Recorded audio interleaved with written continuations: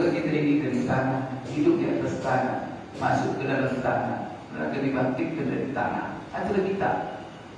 Yang mana tanah itu diinjak-injak. Kalau manusia harus sadar itu. Tanah itu kita injak.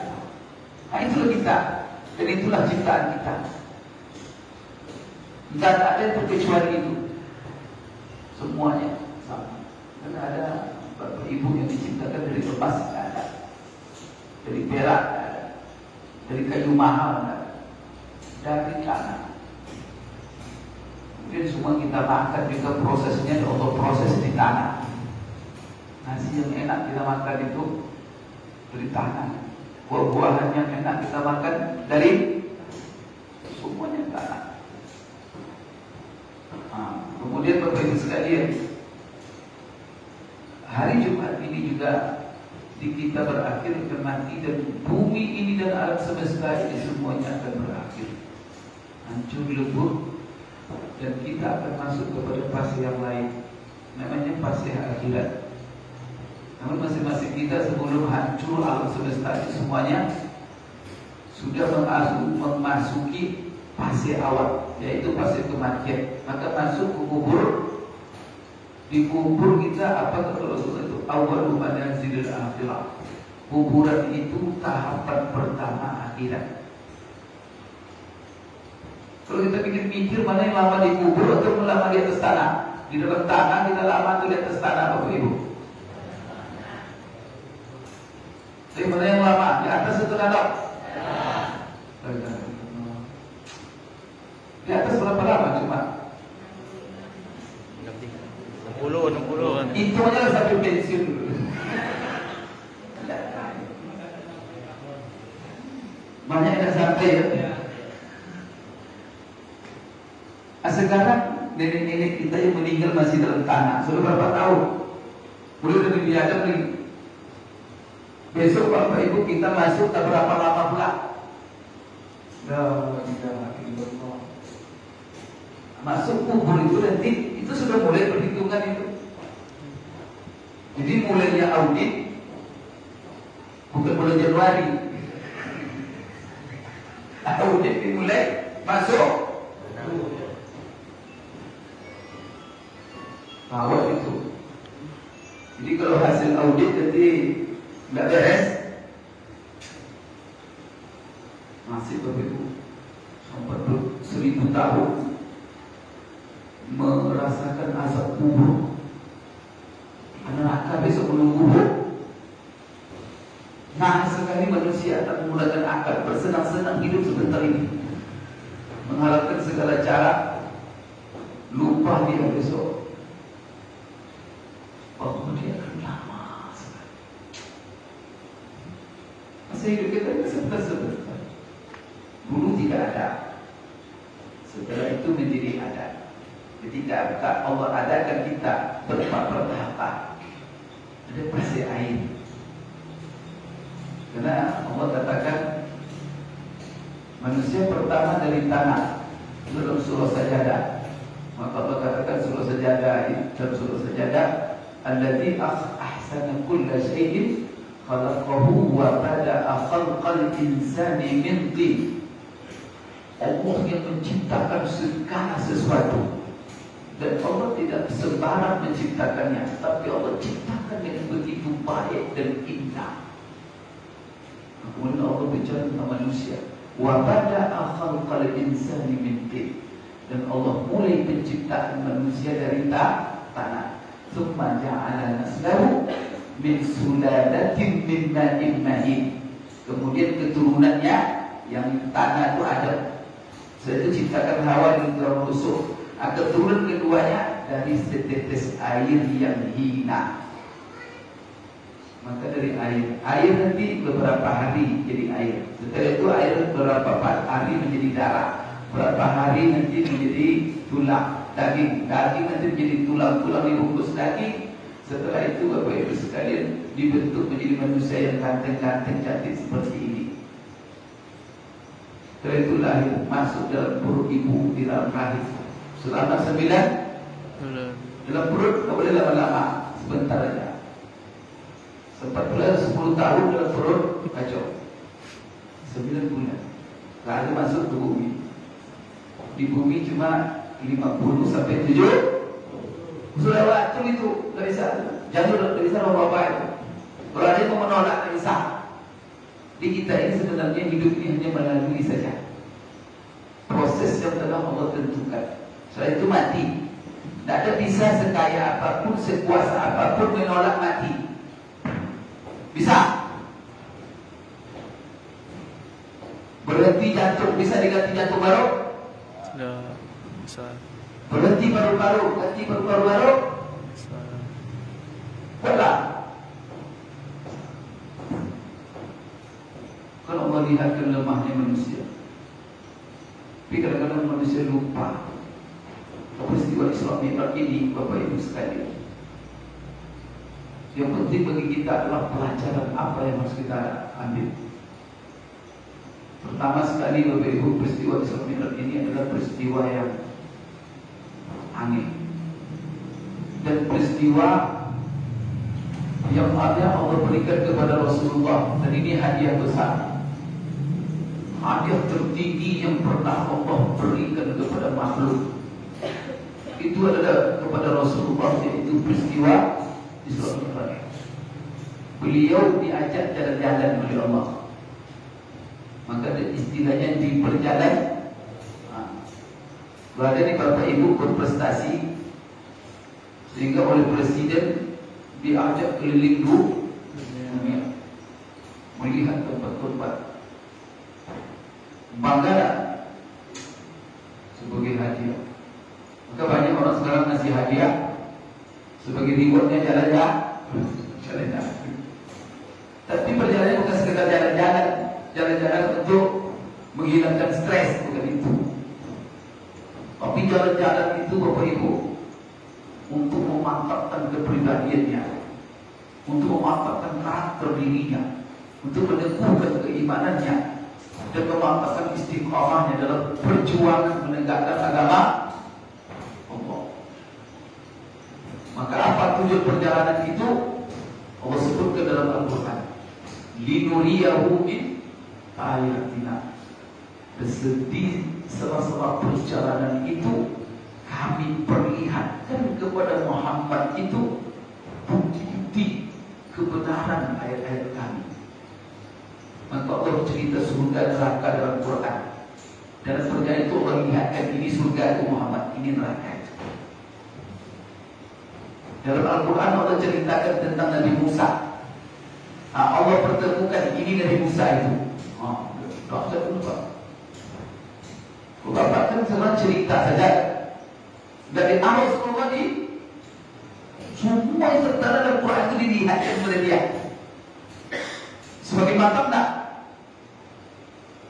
Mantap. Kemudian apa? Ini siksa orang yang tidak sholat. Orang tidak sholat dilaporkan siksanya. Diperlihatkan Allah itu dalam perjalanan itu. Kemudian orang-orang istiqomah diperlihatkan seperti Masyidah. Bagaimana dia teguh pendiriannya sampai dia digoreng dalam wadi, mempertahankan diperlihatkan oleh Allah kepada Rasulullah dengan bau yang semerbak di surga. Bau harum apa ini? Hai Jibril kepada Rasulullah. Dan Allah perlihatkan siksa orang-orang yang riba, orang-orang menipu, orang-orang yang menyeleweng. Allah perlihatkan semua. Bahkan apa Allah kumpulkan seluruh Nabi dan Rasul, Rasulullah menjadi imamnya. Kemudian Allah perlihatkan para malaikat kepadanya. Dalam ayat itu, walaqad ra'ahu nazlatan ukhra. Dan Allah perlihatkan kepadanya Sidratul Muntaha yang dahsyat. Allah perlihatkan. Bapak Ibu kalau dalam Quran membaca ada kata-kata aras. Ada aras Tuhan. Ar-Rahmanu 'alal 'arsyis tawa. Rasulullah katakan, ini kita lihat ini sudah terkagum-kagum kita ini. Melihat besarnya bumi, melihat besarnya alam raya ini, matahari, bintang-bintang. Bapak Ibu, ini belum dahsyat lagi. makhluk Allah yang paling dahsyat itu Arsy. Maka dia dikhususkan oleh Allah. Allah menciptakan langit dan bumi dan antara keduanya. Tsumma stawa 'alal 'arsy. Maka Arsy itu kata Rasulullah, makhluk ciptaan Allah yang sangat dahsyat. Rasulullah sudah lihatkan Arsy. Bahkan Rasulullah sampai ke tempat yang tidak pernah ditempuh oleh Bapak Ibu sekalian. Ini untuk Rasulullah. Oleh karena itu peristiwa ini hanya dialami Rasulullah tak sampai 1 malam. Rasulullah tinggal di Mekah. Kemudian diperjalankan Islamnya ke Palestina, yaitu ke Masjid Aqsa. Dari Masjid Arab bertolak kemudian ke Masjid Aqsa. Dari Masjid Aqsa langsung ke langit. Ke langit itu itulah yang Mi'raj. Bapak Ibu sekalian, perjalanan ini hanya memakan waktu 1/3 atau paling banyak 2/3 malam dan tidak seluruh malam. Kerana Rasulullah berangkat setelah waktu Isya. Sebelum subuh sudah nyampai. Dalam bahasa ahli sejarah itu masyangit bandel di Nuhak. Dia tiba. Kasurnya masih panas. Ditinggalkan dia sudah datang. Begitulah singkatnya waktu, tapi semua perjalanan itu dia lihat dan dia tempuh. Bapak Ibu, itulah sebabnya Allah mulai menceritakan peristiwa Islam ini dengan kata-kata Subhana. Subhana itu artinya apa? Allah Maha Sempurna dalam segala sifatnya. Dia Maha berkehendak, Maha kuasa, Maha mengetahui, Maha. Kemudian dia Maha suci daripada segala sifat kekurangan, jauh, sempurna semua. Maka kalau peristiwa ini tidak masuk akal oleh akal manusia, maka apa? Jangan dilihat dengan akal kita, tetapi lihatlah dengan kacamata kebesaran Allah. Maka Allah mulai dengan Subhana. Ingat kalian, itu ya, bahwa perjalanan ini bukan kehendak Muhammad sebagai manusia biasa. Kalau sebagai manusia biasa dia berjalan sendiri tak mungkin. Kenapa? Karena manusia ini sudah ada sistem. Karena alam semesta ini Bapak Ibu sudah diciptakan oleh Allah dengan sebuah sistem. Yang mana sistem itu disebut sunnatullah.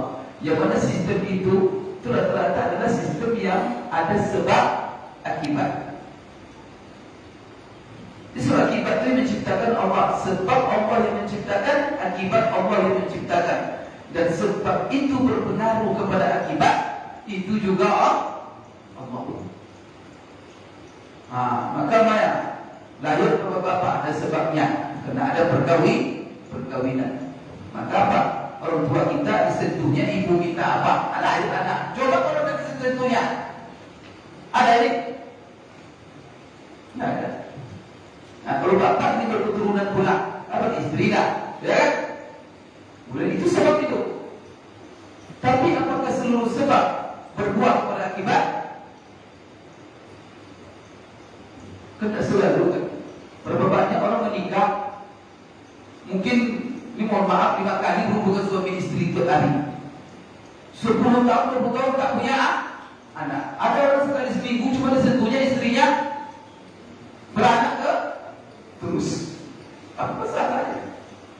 Ada sebab, ada akibat. Tapi yang menciptakan sebab Allah, yang mentakdirkan akibat juga Allah. Maka kita lihat di kantor ini ada sebab yang kita buat. Kenapa? Karena kita ingin ada akibat. Akibat itu apa? Itulah sasaran, visi, tujuan pencapaian. Maka kita buat rencana program. Ini rencana program ini sebab ini untuk mencapai namanya akibat, sasaran yang ingin kita capai. Wajib kita buat sebab itu rencana supaya. Tapi Bapak Ibu, kita hanya disuruh berencana, membuat program, melaksanakan, tapi apakah tercapai sasaran itu nanti?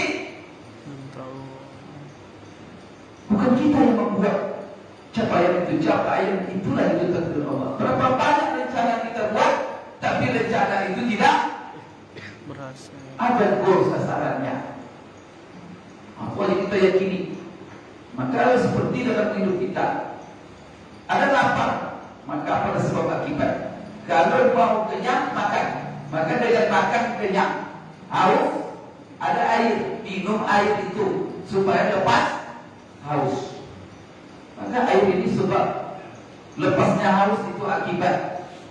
Api membakar, hindari api, kenapa tidak membakar. Kemudian pisau melukai.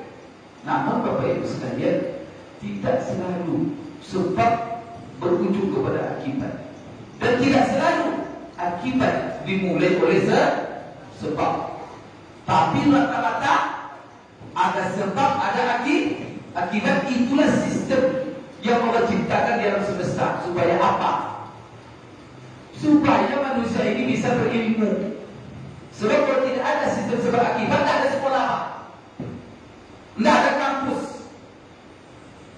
Maka kita sebenarnya belajar itu cari sebab lagi. Penelitian semuanya mencari sebab, dan sebab ini kalau diuji berakibat ini. Maka ada eksperimen. Seperti itu. Kalau sebab tidak ada sebab akibat, bisa kita belajar. Apa kita belajar? Karena semuanya spontani. Kepada kita belajar apa? Maka rumus-rumus itu semuanya sebenarnya inti sebab akibat. Sehingga kalau dia diuji 100%, setiap diuji hasilnya ini, sehingga dia menjadi rumus, dia menjadi ilmu pengetahuan. Maka kalau tidak ada sebab akibat, tak ada ilmu. Jadi yang bertanya, cuma manusia ini, itu yang tidak benarnya manusia ini. Padahal dikasih akal oleh Allah, ini sebab, ini akibat. Asal dibuat sebab, rata-rata berakibat. Tapi manusia banyak yang kafir ateis. Kenapa? Dia kira sebab itulah yang menciptakan akibat. Itu masalahnya manusia, kenapa jadi ateis. Maka kalau ditanya kenapa gempa, itu gejala alam ketengah. Astagfirullahaladzim. Kenapa kamu kenyang? Coba siapa? Bapak Ibu kalau ditanya kenapa kamu kenyang, pasti dia bilang, Pak, karena makan dah. Bapak jawab, yang membuat saya kenyang Allah. Kalau Bapak jawab apa? Nasi membuat saya kenyang. Bapak Ibu sekalian, ini orang ciri seorang akan berpikir sekuler. Betul. Maka banyak orang sekarang berpikir dan gantungkan, sehingga apa? Menghalalkan segala. Dia pakai duit, dia dapat jabatan. Bayar duit. Nah, dia yakin dengan duit ya. Sampai sekali. Itulah manusia sekarang. Alhamdulillah. Jadi kenapa manusia itu menyeleweng? Karena dia menganggap karena sudah terbiasa. Padahal Allah menciptakan sebab akibat itu untuk ilmu. Supaya manusia berpikir untuk kemanfaatannya. Maka dibekali kita untuk menangkap sebab akibat dengan akal pikiran. Dan itu tidak diberikan kepada makhluk siapapun kecuali manusia. Bisa terbang berpikir sebab akibat. Maka Bapak Ibu ambil satu seekor hewan monyet umpamanya, tingginya 100 tahun dia, suruh dia untuk meneliti sebab akibat, bisa. Jadi yang bisa mengetahui sebab akibat siapa? Manusia yang diberikan pikir. Dan itu satu-satunya manusia. Maka malaikat protes dia ketika Allah katakan, wa idh qala rabbuka lil malaikati inni ja'ilun fil ardi khalifah. Qalu ataj'alu fiha ma yufsidu fiha wa yasfiku dima. Ketika Allah memerintahkan kepada malaikat, aku akan taruh makhluk yang namanya manusia untuk menguasai bumi. Kritik malaikat, ini mereka mendapat kabar tentang manusia ini. Ya Allah, Engkau taruh di atas bumi yang seindah itu, yang penuh dengan nikmat. Kita ini Bapak Ibu ya, dulu turun dari surga, tapi Allah taruh juga di surga. Tapi namanya surga itu dunia. Kadang-kadang dulu lupa kita surga awal asli itu karena di sini surga. Pokoknya di dunia ini cari surga dunia lah katanya. Banyak orang cari surga. Lupa dia. Surga keindahannya cuma dia. Taman-taman apalagi Indonesia. Ada orang Mesir tinggal di Indonesia. Jadi dia datang ke Indonesia. Pilihan ini susu, gunung-gunung, air terjun, tanah, hijau, sawah itu. Di Mesir itu kan gersang. Apa dia bilang? Dia kira dia dalam surga. Maka apa dia bilang dalam komentar mulutnya apa? Ini orang Indonesia ini, dia akhirat besok kalau masuk neraka ada masalah lagi. Kenapa? Karena di dunia sudah disok. Besok kalau masuk neraka mereka tidak masalah karena di dunia sudah.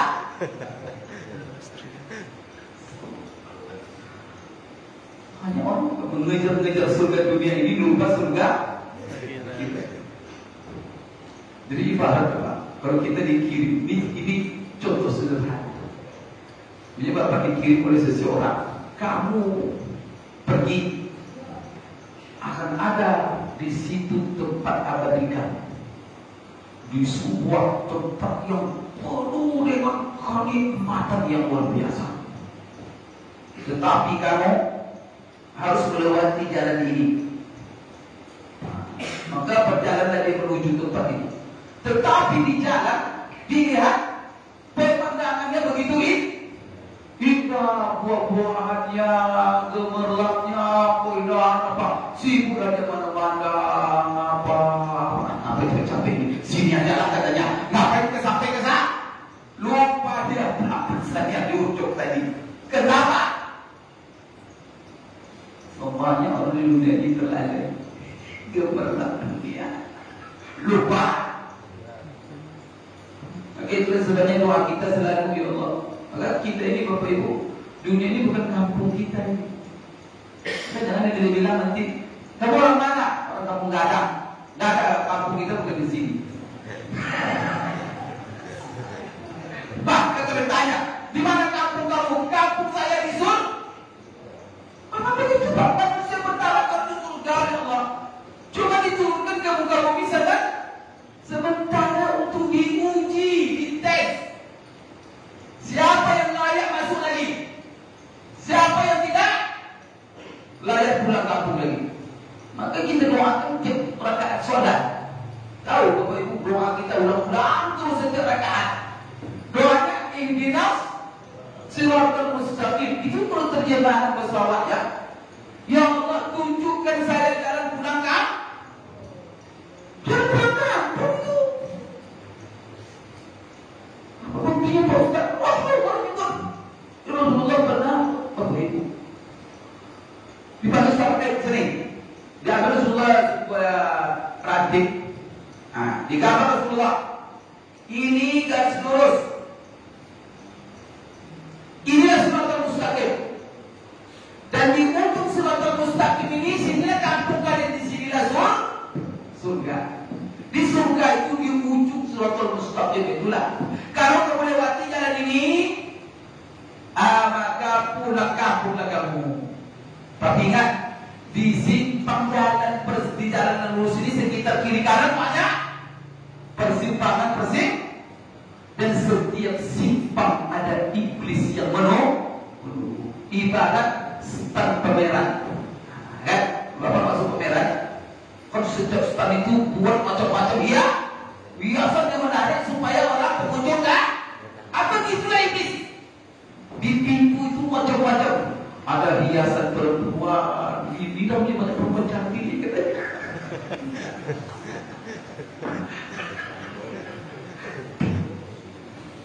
Akhirnya belok Bapak.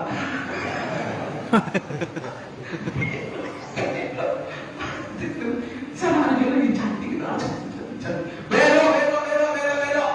Nah, di sini ada khamar, ada narko, ada iblis narkoba, ada iblis korupsi, ada iblis penipu, ada iblis semuanya punya gang.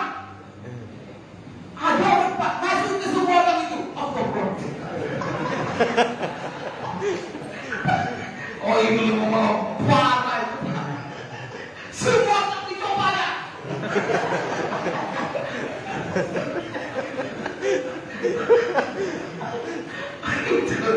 Itu lah kalau ada apa yang suka dapat coba. Itu iblis sedang sedang terbang tu gerak kepala asal. Iblis.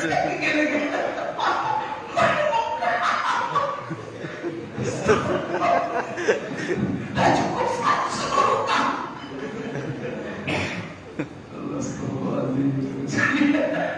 Jadi apa kata Rasulullah? Kalau kamu menyimpang di setiap ujung persimpangan neraka yang menunggu. La ilaha illallah. Jadi kalau menyimpang jangan jauh-jauh, dekat-dekat aja. Semeter, 2 meter. Hendaknya apa? Siratul mustaqim itu masih kelihatan. Kalau Bapak sudah menyimpang jauh, dirayu terus, rayu. Saya tak mau jauh. Itu diajak ke pangkal jalan, tak bisa lagi dulu. Kalau terlalu jauh sebenarnya, itu Pak tak peduli seorang kerjanya yang tidak yaitu astagfirullahaladzim, sholat tak ada, iman tak ada, maka kerjanya menipu, disuruh menipu, disuruh merampok, disuruh membunuh. Auzubillah, itu manusia lebih dahsyat dari iblis sendiri. Iblis sendiri belajar dari dia kadang-kadang.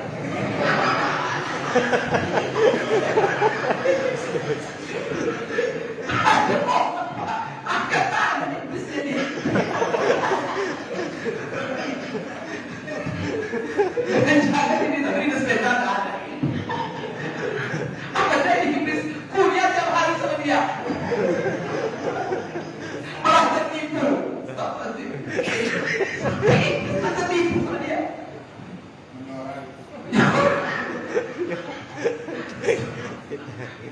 Oke sekali. Banyak kisah Pak. Di dalam hadis Rasulullah, iblis salut yang manusia. Salut apa? Ada manusia yang lebih dahsyat dari ini. Mereka mengata iblis.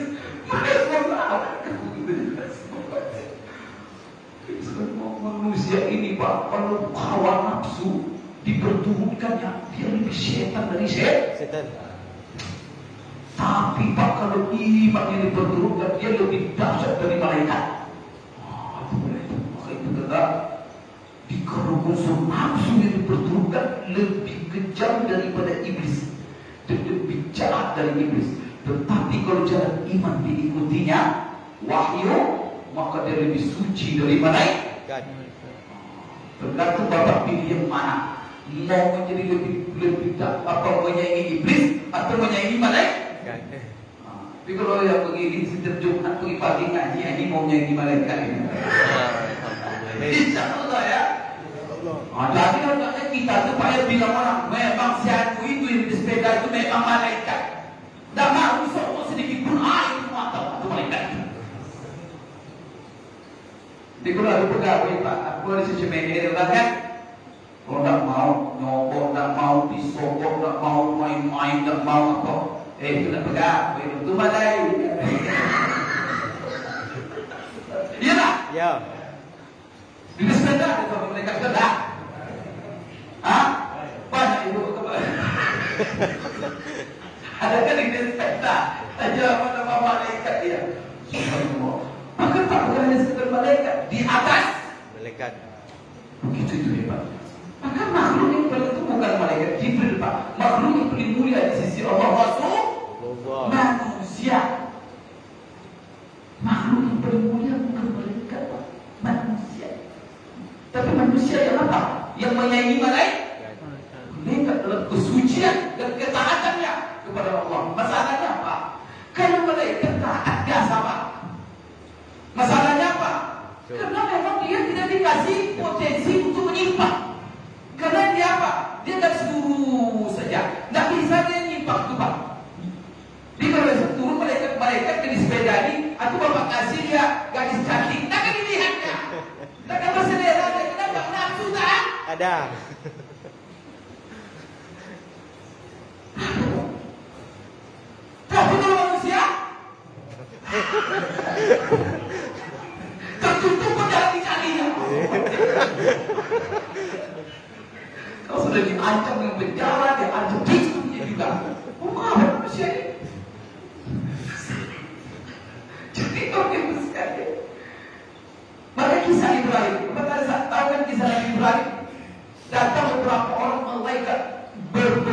manusia. Itu pula kemampuan malaikat dengan jin itu bisa berbentuk. Jadi Bapak Ibu sekalian datang nih kepada Ibrahim, sekarang aku datang nganteng. Pas dia beri salam assalamualaikum, pas anak muda itu Ibrahim terimanya. Ketika terima dari Ibrahim nanya siapa nama kamu. Orang Arab itu Bapak Ibu segitu. Mereka tuh menerima tamu luar biasa. Kalau dia ada tamu, nggak ada tanya-tanya dulu.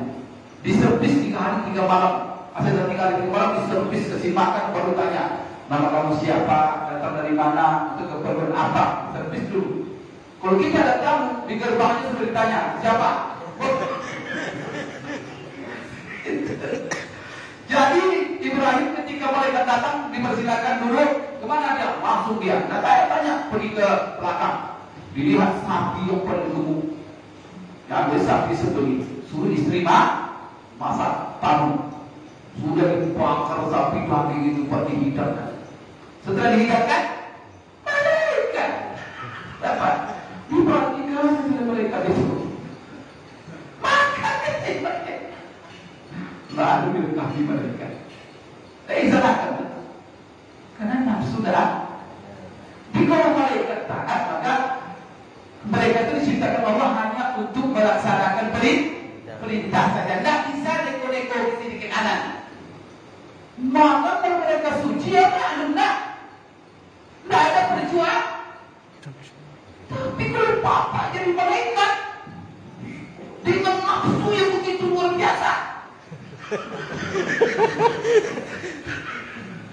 Ya, nafsu jabatan punya enggak? Ada punya nafsu jabatan enggak? Punya. Bapak kepengen jabat jadi apa? Kalau bisa sampai ke eselon berapa Bapak? Cita-citanya enggak? Eselon 2. Kalau bisa di atas satu Pak. Ini punya nafsu jabatan semuanya ini. Kalau ada nafsu jabatan Pak. Kemudian kalau bisa punya nafsu uang enggak? Saya tanya Bapak sekali ini, Bapak pengen punya kekayaan uang punya berapa? Kalau saya tanya saya tuh kepengennya ya. Tapi yang menjawab jangan kemampuan, yang menjawab nafsu. Apa yang Bapak bilang kalau Bapak punya uang? Kalau bisa uang di dunia ini milik Bapak semua. Semua orang cari apa Pak? La ilaha illallah. Kau tanya nafsu perempuan. Terus terang aja lah. Kalau nafsu ditanya dari berapa bini Bapak? Jawab dengan nafsu. Jangan dengan agama. Kalau agama jelas itu. Sekarang nafsu. Berapa Pak? Sono. Artinya apa? Kalau kita semua perempuan jadi bininya. Sono.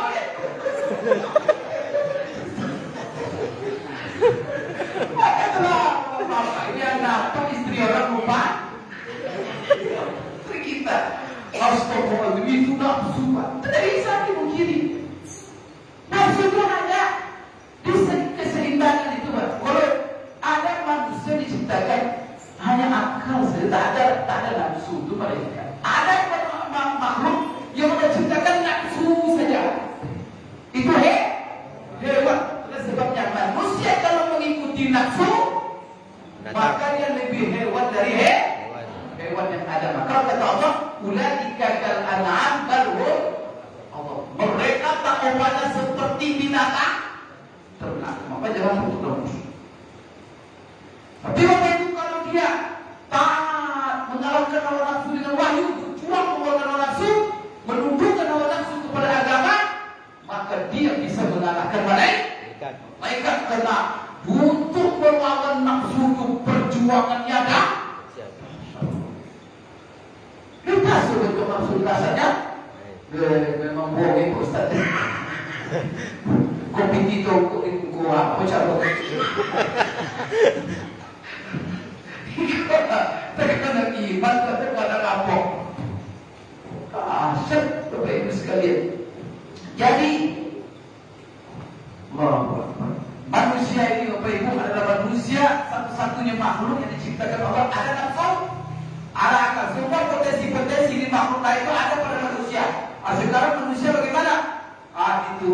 wahyu. Dengan wahyu itulah dia mengatur hawa nafsu, menunjukkan disitulah kemenangan manusia itu. Bapak Ibu sekalian, kembali kita pada Isra dan Mi'raj. Dan itu semuanya kami ceritakan oleh Allah. Yang di surga Allah perlihatkan, yang di neraka Allah perlihatkan. Orang yang menang dengan nafsu Allah perlihatkan dalam surah Isra Mi'raj ini. Sehingga Rasulullah yakin betul-betul. Maka waktu itu peristiwa Isra Mi'raj ini kita peringati untuk meyakini seluruh ayat-ayat yang telah Allah turunkan kepada Rasulullah SAW. Bukan hanya sekedar kisah, tetapi Allah utus, Allah perjalankan Rasulullah di satu malam melihat seluruh bukti dan kenyataan itu semua. Rasulullah lihat sendiri. Maka kita apa? Kita tak ingin melihat Ustaz. Cukuplah Rasulullah yang mewakili, dan beliau adalah orang yang jujur dan sudah disampaikannya kepada kita bersama. Sekarang tergantung kita yakin atau tidak yakin, percaya atau tidak percaya. Bapak Ibu sekalian yang dimuliakan Allah, ada hal yang ingin saya sampaikan tadi dalam masalah hubungan sebab akibat. Maka peristiwa Isra ini di luar sebab akibat. Kenapa? Karena kekuasaan Allah. Oleh karena itu Bapak Ibu, sebab akibat ini adalah sistem sunatullah. Maka di satu sisi ini kaidah umum kehidupan orang beriman yang membedakan dia daripada kehidupan manusia-manusia yang tidak beriman. Bagaimana Bapak Ibu sekalian? Dicatat betul ini. Maka kita orang yang beriman, Allah wajibkan kita untuk mengerjakan, melaksanakan yang namanya sebab, dan itulah yang disebut dengan ikhtiar. Wajib. Baru kita berikhtiar. Kenapa Bapak pagi-pagi sudah berangkat ke kantor? Ikhtiar. Kenapa kita disiplin? Ikhtiar. Kenapa kita menghindar daripada hal-hal yang menyimpang? Ikhtiar. Kenapa kita Bapak Ibu sudah melakukan hal-hal untuk kepentingan kebaikan diri kita? Ikhtiar. Kenapa kita di musim corona pakai masker? Ikhtiar. Kenapa kita mencuci tangan? Ikhtiar. Semua ikhtiar. Tetapi apakah ikhtiar itu kita yakini akan membuat sebuah akibat? Maka tidak boleh. Maka kaidahnya apa? Wajib berikhtiar, tetapi wajib kita meyakini bahwa Bapak Ibu sekalian yang membuahkan hasil bukanlah ikhtiar, tetapi ikhtiar itu hanya sebagai sebab saja. Yang mana mentakdirkan akibat itu adalah Allah. Sebagaimana Allah yang menciptakan sebab, Allah juga lah yang menciptakan akibat. Maka sekarang kita berusaha, setelah itu kita serahkan kepada Allah hasilnya. Itu orang yang bagus. Maka orang yang tidak berusaha, hanya bertawakal saja, ya sudah saya di rumah dulu saja, saya serahkan semuanya kepada Allah. Mau mati, mau hidup. Itu apa namanya itu? Bunuh diri namanya. Maka orang yang menggantungkan hanya semata-mata kepada Allah tanpa melakukan usaha di dalam agama kita, namanya fasik. Kurang fasik. Maka orang tak mau kerja fasik itu. Orang malas-malas fasik itu. Orang yang tidak berusaha secara optimal fasik itu. Orang yang tidak disiplin fasik itu. Orang tidak jujur fasik itu. Maka fasik namanya. Kemudian Bapak Ibu sebaliknya, orang yang meyakini bahwa sebab itulah yang menciptakan akibat, ini namanya syirik. Berarti kita menyekutukan Allah dengan. Maka orang beriman, dia maksimal melakukan usaha, setelah itu dia tawakal kepada Allah. Maka tawakal itu, siapa yang paling kuat tawakalnya? Semakin hebat usaha seseorang, berarti semakin kuat tawakalnya. Semakin hebat ikhtiarnya, maka semakin kuat tawakalnya. Orang semakin lemah kinerjanya, berarti semakin lemah pula tawakal. Jadi orang yang paling tinggi tawakal itu Pak, orang disiplin tinggi tawakal. Orang yang tinggi itu tinggi tawakal. Orang bekerja keras itu tinggi tawakal. Tapi manusia malas-malas, santai, main handphone, mager, itu mager. Malas gerak. Orang malas makan pun malas. Ini kalau seperti ini teman-teman yang kurang.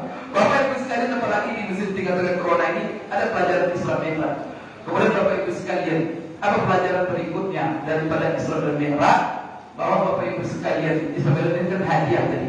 Hadiah, tapi ingat, hadiah istimewa ini Bapak Ibu sekalian Allah berikan kepada Rasulullah setelah perjuangan yang optimal.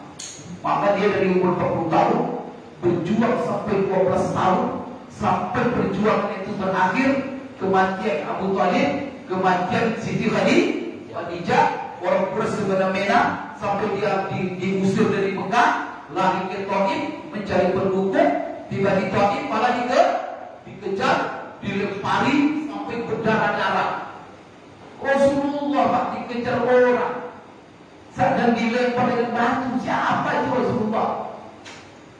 La ilaha illallah. Bapak Ibu, tapi semua perjuangan itu dihadapi dalam menegakkan agama Allah. Apapun tantangan, dihalang dalam menegakkan agama Allah. Maka Allah beri hadiah. Ini pelajaran penting bagi kita, Bapak Ibu, bahwa tidak selalu kesulitan itu sulit. Di balik kesulitan pasti ada kemudahan. Kemudian Bapak Ibu, jangan mengeluh dalam berjuang, jangan mengeluh dalam bekerja keras. Ingat, di balik seluruh kerja keras dan kesulitan yang kita hadapi, di ujungnya, di baliknya ada reward yang akan membahagiakan kita dan melupakan kita dengan seluruh lelah dan capek yang kemarin. Maka kita ini Bapak Ibu, sunnatullah, apapun yang kita dapatkan dengan benar, dapatkan dengan gigih, dapatkan dengan kerja keras, dengan kesungguhan. Bapak Ibu, kalau kita sudah dapatkan itu semua dengan cara yang benar, kerja keras, peras keringat, kesungguhan, coba lihat nanti Allah akan membahagiakan Bapak pada suatu saat. Di puncak perjuangan itu yang akan membuat Bapak Ibu lupa seluruh capek yang kemarin Bapak hampir mati. Saya lagi kemarin katanya, tapi ketika melihat reward, lupa semua. Maka itulah kata Allah dalam Al-Quran, fa inna ma'al usri yusra. Inna ma'al usri yusra. Tapi ingat Pak, hidup ini yang penting bukan awalnya, prosesnya yang paling penting. Kita tuju hidup ini adalah endingnya. Maka yang menjadi patokan selalu ending. Bapak kalau nonton film, kalau tidak selesai nonton film, Bapak akan bahagia dengan film. Karena film itu baru dinikmati kapan? Kalau sampai kepada ending. Coba dia jago film itu, kita berjuang, film dan namanya mati-matian, dia hampir mati, hampir buka apa. Tapi ujung-ujungnya kalau sudah menang pahlawan itu, aku mau habislah film itu. Langsung menutup film itu. Itulah sebabnya Bapak doa kita Pak, Allahumma khtim a'malana bi husnil. Maka yang kita minta selalu penutup yang baik. Maka Bapak jangan lakukan yang instan-instan, penutup Bapak buruk nanti. Karena itu apa? Tahan susah, tahan perjuangan, biar berkorban. Saya ingin mencapai ending yang membahagiakan. Kalau Bapak tidak memperhatikan ending yang membahagiakan dan sembarangan, itulah apa? Ada orang selalu mencari kepentingan sesaat. Orang seperti ini menyesal. Menyesal. Jangan cari Pak keberuntungan sesaat. Wah, itu apa? Setelah itu Bapak berakhir di penjara. Nama baik tak ada. Kalau Bapak berjuang, kalau orang berjuang tentu ending yang baik, lupa sebelum berjuang. Tapi Bapak Ibu sebaliknya, bersenang-senang orang sekarang seluruh dihalalkan, tetapi kalau endingnya penjara, masih ingat kenikmatan yang kemarin. Sekarang pilih saja, memilih senang dahulu, menderita kemudian. Maka apa kata orang tua kita? Berhari ke hulu,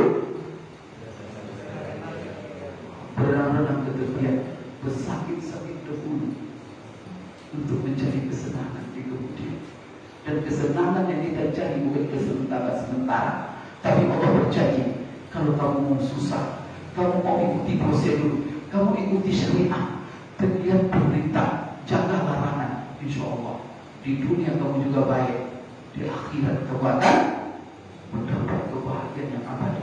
Tapi kalau di dunia yang sementara ini, instan menghalalkan segala cara, di dunia Allah melihat dan penderitaan kamu itu, di akhirat akan,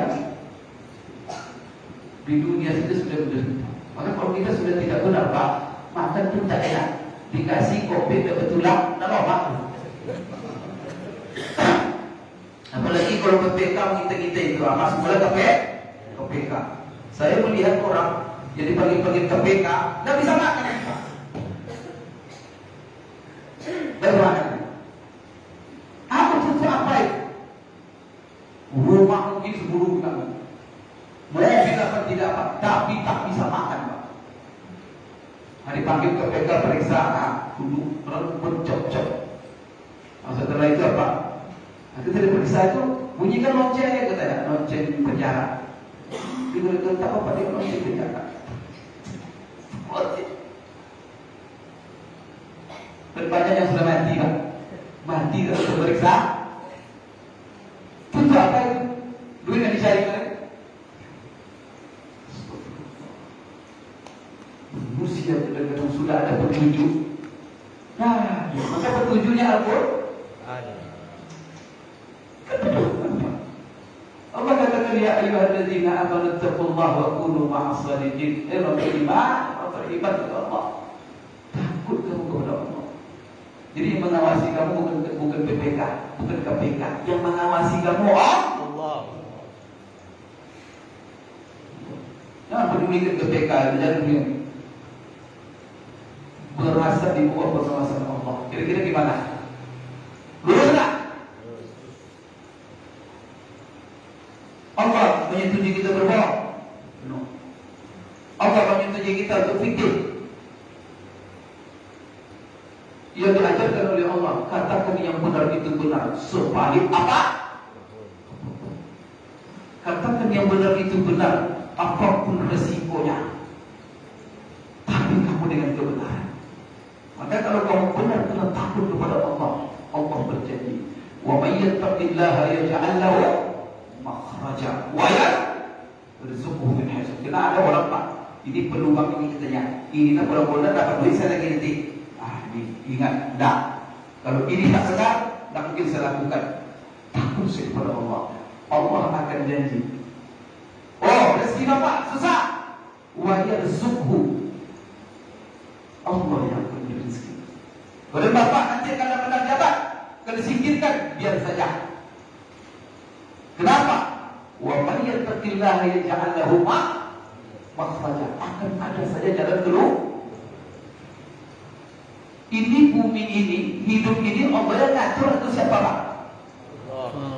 Kalau Allah yang mengatur, tak yakin kita. Sudah, ikuti beritanya. Kalau siapa yang takut kepada Allah, benar semua pekerjaannya. Karena ada kadang-kadang, Pak, ya, kita ini bekerja dengan manusia. Manusia tempat kita bekerja itu tak benar. Jadi ini masalah. Maka kalau tidak benar, kayak dalam agama, selama itu tidak benar, la ta'ata li makhluqin fi maksiatil khaliq.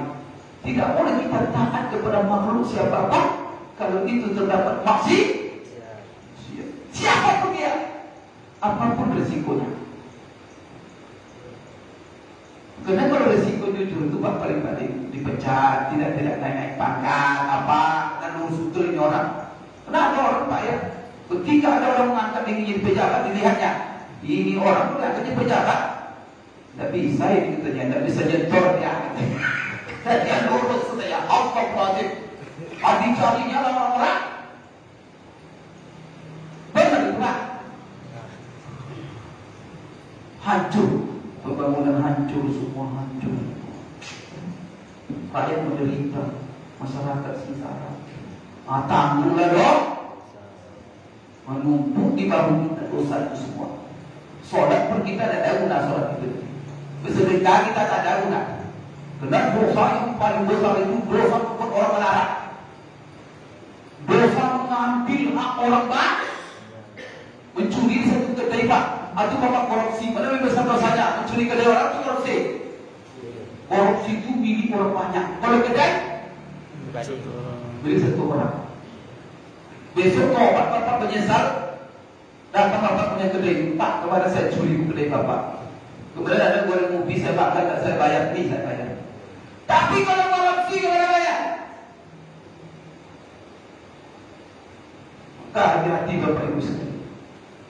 Nah, ini adalah anak, jangan diperturutkan kesenangan sementara. Itulah sebabnya dalam Islam Mi'raj, pelajaran yang paling penting Bapak Ibu sekalian yang sangat mahal dalam pelajaran Islam Mi'raj, yaitu dalam ayat Allah katakan Subhanalladzi asra bi'abdihi.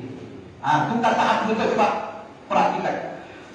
Jadi pertama sekali Allah memberikan hadiah terbesar hanya kepada Rasul Islam Mi'raj. Kemudian ketika reward, biasanya Pak, hadiah reward terbesar diberikan kepada seseorang dan dia ketika itu disematkan pangkat titel tertinggi.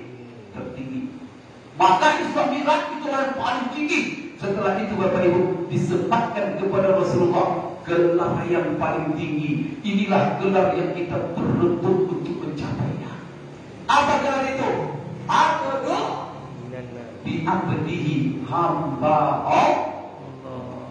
Di bagaimana kita berusaha jadi hamba Allah. Hamba Allah itu apa? Orang yang hanya taat kepada Allah, orang yang hanya siap diperintah oleh Allah dan dilarang oleh Allah. Maka kita orang Muslim ini harus jadi hamba Allah. Karena Muslim itu apa? Artinya menyerahkan diri kepada Allah. Ya Allah, saya siap diperintah, siap dilarang, dan saya siap menjadi hamba Allah. Maka jangan sampai menjadi hamba jabatan, jangan menjadi hamba uang, jangan menjadi hamba nafsu, jangan jadi hamba orang. Itu yang paling penting. Kalau ada orang Pak disuruh oleh orang ini, dia tidak benar, mau juga. Orang itu maksiat, mau juga. Itu hamba manusia itu. Maka kita tertinggi apa? Hamba Allah. Maka kalau bilang Pak, buat ini, mohon maaf Pak, saya hamba Allah, bukan hamba Bapak. Kalau Pak benar yang Bapak apakan sesuai dengan Allah, saya tak. Benar? Saya diciptakan oleh Allah, yang kasih tangan saya Allah, yang kasih tubuh saya ini Allah.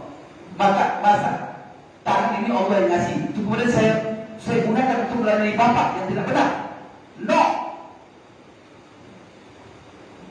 Kalau begini pegawai semuanya ngapain? Di mana kabar kira? Dia boleh diam. Kalau seperti seluruh pegawai aparatur negara, mulai dari bupati sampai ke benda, bagaimana kira-kira kabarnya? Maju. Bupati tak terima sogok, Pak Sekda tak terima sogok, kepala dinas tak terima sogok, berani pakai motor kemana-mana tapi benar. Kira-kira kemana? Terbang. Kampar kabupaten.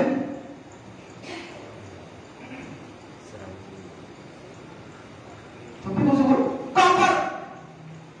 Jangan. Tempat ini. Astagfirullahaladzim sekalian. Berbahaya sekali. Karena kita punya Islam. Kita berjuluk serabi. Ya Allah, serabi Mekah itu apa? Bukan sholat saja, tetapi implementasi sholat itu yang penting. Maka sholat itu Bapak Ibu bukan sekedar ingat Bapak Ibu. Sholat itu ada dua. Orang yang sholat, ada orang yang sholat dipuji Allah, ada orang yang dicela oleh Allah dan dia sholat. Siapa sholat dipuji oleh Allah? Dengarkan. Qad aflahal mu'minun alladzina hum fi salatihim khashi'un alladzina hum 'anil lagwi mu'ridun walladzina hum lizakati fa'ilun. Siapa yang dimarahi oleh Allah dan dia salat, fawailun lil musallin alladzina hum an salatihim sahun alladzina hum yura'un wa yamna'un al-ma'un. Dan dimulai dengan ara'aital ladzi yukadzibu bid-din fadzalikal ladzi yad'ul yatim. Maka pejabat-pejabat korupsi itu orang yang tidak peduli nasib orang-orang miskin. Karena semuanya untuk melayani mereka-mereka. Apalagi apa? Bansos untuk orang menderita. Ini korupsi, Pak. Astagfirullahaladzim. Itu bagaimana manusia itu? Atau sholat juga dia? Puasa juga dia? Pak, biar sholat fardu saja. Jangan sunat lagi. Tapi hidup benar itu penting. Hidup bermanfaat. Yang dinilai oleh Allah pertama adalah pengaruh sholat kita. Sholat apa pengaruh? Maka khashimun itu kata ulama seperti Imam Qurtubi, apa makna sholat khusyuk? Sholat khusyuk itu adalah nilai-nilai sholat itu mewarnai seluruh kehidupan. Maka yang besar bagi dia bukan uang, yang besar bagi dia Allah. Maka setiap sholat Allahu Akbar. Maka bagaimanapun uang menggoda, uang itu hina di hadapannya. No. Kenapa? Yang maha besar Allah. Apa gunanya? Hak orang diambil Allah. Tidak sabar dapat duit, tidak sabar dapat jabatan, tidak sabar dapat nafsu. Sholat juga. Tapi apa mana Allah Akbarnya? Kalimat yang paling banyak kita baca dalam sholat apa? Allah. Allahu Akbar. Rukuk Allahu Akbar. Sujud Allahu Akbar. Sujud Allahu Akbar. Allahu Akbar. Berapa kali kita baca Allahu Akbar dalam sholat? Setiap berpindah Allahu Akbar. Berarti apa? Setiap gerakan hidup Papa berdiri Allahu Akbar. Sedang rukuk Allahu Akbar. Sedang sujud Allahu Akbar. Duduk Allahu Akbar. Beraktivitas Allahu Akbar. Bekerja di kantor jangan lupa Allahu Akbar. Maka walaupun dikumpul oleh orang publik sebelum Allahu Akbar. Bukan ini yang tinggi. Yang tinggi itu yang sholat. Maka kalau orang itu dan juga dimudibin siapa yang berdusta kepada agama, tidak benar agamanya apa? Cirinya Ar-ra'aital ladzi yukadzibu bid-din fadzalika alladzi yad'u wa la yahuddu 'ala ta'amil miskin fawailul lil musallin. Apalagi wa yamna'un al-ma'un, menghambat fasilitas umum. Maka orang-orang yang merusak fasilitas umum, apalagi memakan fasilitas umum, makan aspal, makan besi, kan banyak kan? Ada makan gedung, apalagi ada makan tanah ya. Itu wajib naunan. Itu sifat fawailun. Itu yang naunan itu fasilitas umum, Pak.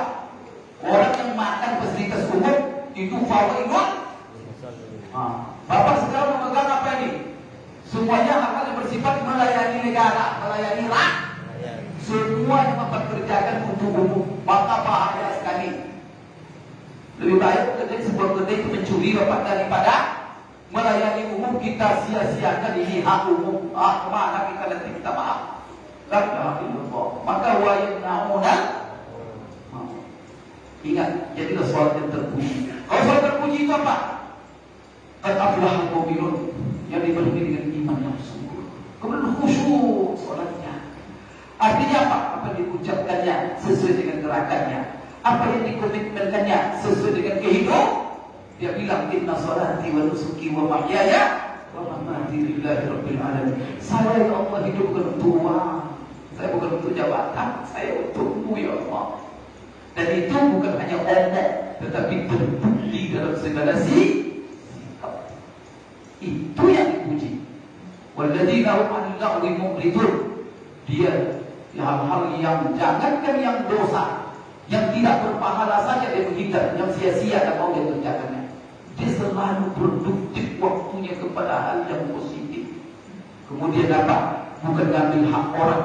Orang yang sholat dipuji oleh Allah adalah orang yang hak dia diberikan kepada Allah. Maka apa? Walladzina hum lizzakati, bukan ngambil hak orang, Pak. Orang yang benar sholat itu apa? Gaji dia pun dikasih orang. Bukan gaji orang sunat.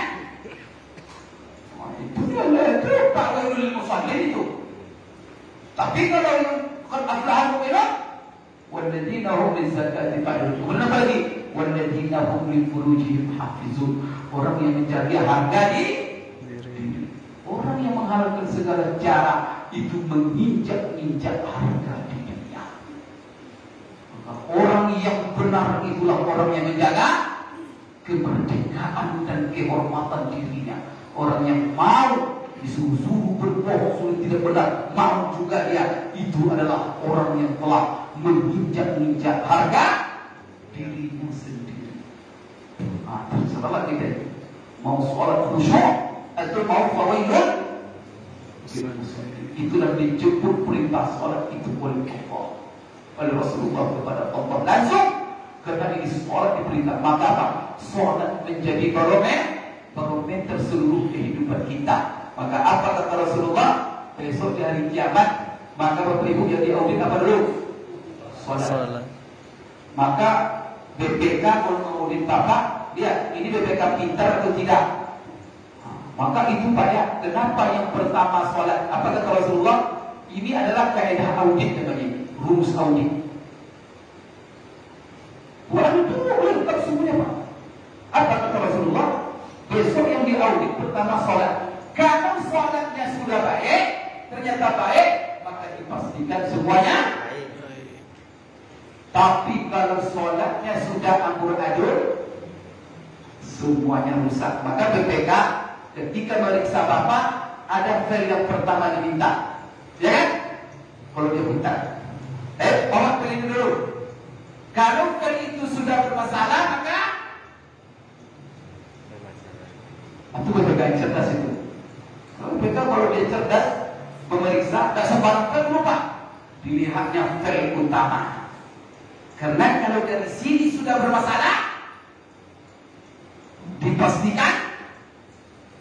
Maka kalau dia pintar, tinggal aja lagi. Ini sudah bermasalah ya, bagus. Maka pelaporan yang bagus juga tahu Bapak apa yang pertama harus Bapak beresin supaya selamat dari audit. Harus tahu ini. Kalau enggak, ketahuan semuanya. Ini adalah sistem audit sebenarnya. Maka kalau udah baik, baik semuanya. Kalau sholat tidak benar, apa di antara sholat yang benar? Sholat benar betul khusyuk. Sholat yang mempengaruhi kepada tingkah laku. Maka apa kata Allah? Wa aqimis sholata innas sholata tanha 'anil fahsya'i wal munkar. Inilah sholat yang benar. Tegakkan sholat. Sesungguhnya sholat yang benar itu mencegah kamu daripada perbuatan yang keji dan perbuatan yang mungkar. Kalau sholat juga yang keji dibuat juga, yang mungkar dibuat juga, itu bukti sholatnya kan? Bukan tak sah, tak benar. Kalau selalu Pak ya, rentetannya dipotong nanti. Dia tak dipotong Pak, tapi tak benar. Maka dulu ke saudara ada orang sholat, Allah, setelah selesai sholat, assalamualaikum, diambil oleh mereka tikar busuk, dilemparkannya ke mukanya. Air sholat kamu Tuhan hasil. Tak dulu. Bagaimana Pak sholat tapi mungkar juga, korupsi juga, nipu juga, itu sholat apa gunanya? Karena sholat itu sesuai yang itu. Sebenarnya yang tertanam keyakinan kamu itu Allah yang maha besar, tak ada lagi. Apa yang kita membuat sesuatu yang menyimpang? Bapak Ibu sekalian, maka ini pelajaran yang sangat berharga sekali. Maka dengan sholat ini Bapak Ibu kita menjadi hamba Allah. Maka sujud dalam sholat itulah satu-satunya ada sujud. Bapak bekerja di kantor tidak ada namanya prosesi sujud. Ada sujud? Tidak ada. Maka paling-paling hormat bendera atau tidak salah. Berbaris salah. Tapi sujud dalam hidup kita orang beriman, sujud hanya kepada Allah. Apa itu artinya? Bahwa kita hanya memperhambakan diri,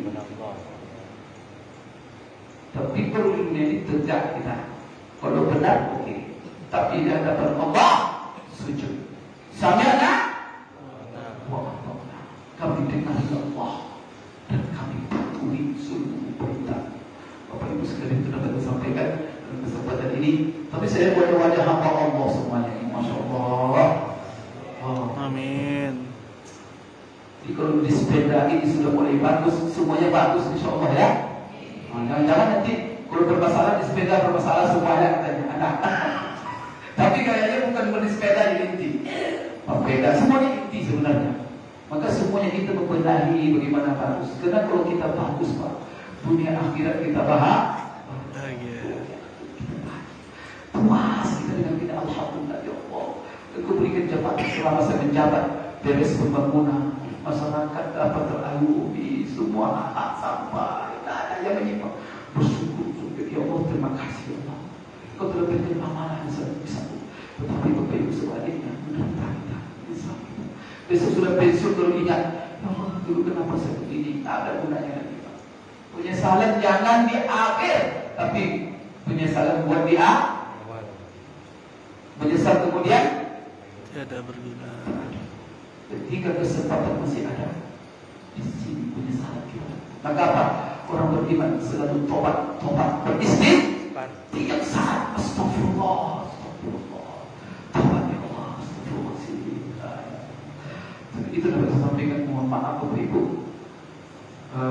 Apa yang saya sampaikan ini mudah-mudahan ada manfaatnya. Kalau ada yang tidak berkenan, kalau kasar sekali, ya kadang-kadang terpaksa, kadang-kadang di dunia sekarang ini kasar-kasar kita sudah. Lembut-lembut kadang-kadang tak juga. Karena itu kalau ini tengah-tengah corona ini mari kita jadikan memperbaiki diri. Musibah aja kita sekarang ini. Jadi kita lihat musibah mati mengintai kita. Dan kemarin kawan-kawan baru main-main mati. Negara disuntik vaksin, selesai suntik mati, semua mati. Maka ini Bapak Ibu rentan sekali mati, rentan sekali. Dia mati dulu, terangnya mati supaya benar. Nanti lihat, saya mau mati, ya, coba masuk, hidup ini makan cukup Pak. Kalau Bapak punya gaji 500.000 sebulan cukup sebenarnya. Ya tak? Saya di Jogja Pak. Jogja itu nasi kucing masih 2.000, 3.000 nasi kucing. Itu kenyang tuh Pak. Tidak bisa berjalan kita tuh kalau dia makan habis. 3.000. Kalau makan 3 kali sehari nasi kucing itu. 9.000 sehari. 9 kali 3, 30. Berapa? 270. Hah? Jadi Bapak 270.000 cukup gaji Bapak. Di sini ada gaji 270.000. Enggak. Enggak ada kok bayar beda. Itu apa lagi yang mereka itu? Cara apa lagi? Bangun rumah bagus-bagus itu apa Pak? Bagus-bagus semua mati yuk. Mati. Nanti tinggal untuk bini-bini kawin lah. Nah, nasib mati kan Bapak.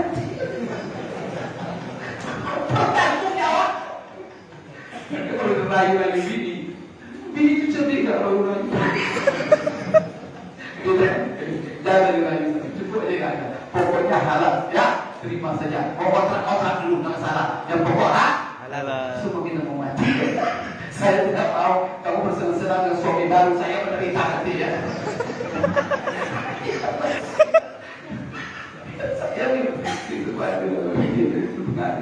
Aku boleh Assalamualaikum, mohon maaf kalau ada yang tidak tepat, kata-kata yang tidak pada tempatnya. Bapak Ibu semuanya, saya sudah mengingatkan diri saya pertama ini. Bukan untuk Bapak ini, dan saya sebenarnya.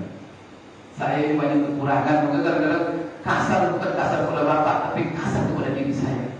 Ya Allah, mudah-mudahan Allah melindungi kita semua ya. Amin. Allah dari kejahatan dunia, kejahatan setan apa semua supaya kita hidup jadi hamba Allah indah jadi hamba Allah. Karena yang bahagia itu batin. Sekalipun orang melihat tersiksa kita secara lahir kata orang, tapi orang menjadi hamba Allah hatinya tenang. Ketenangan yang paling penting itu ketenangan hati, ketenangan pikiran, beribadah khusyuk, nikmat. Makan walaupun cuma sampan saja. Tapi ini dan itu dapat saya sampaikan Bapak Ibu sekalian, semoga bermanfaat. Dan saya tutup Bapak Ibu pengajian ini dengan cara ini. Aku qouli hadza wa astaghfirullah li wa lakum wa lisa'iril muslimin fastaghfiruh innahu huwal ghafurur rahim. Subhanallahumma rabbana wa bihamdik asyhadu an la ilaha illa anta astaghfiruka wa atubu ilaik. Wa billahi taufiq wal hidayah. Assalamualaikum warahmatullahi wabarakatuh. Waalaikumsalam.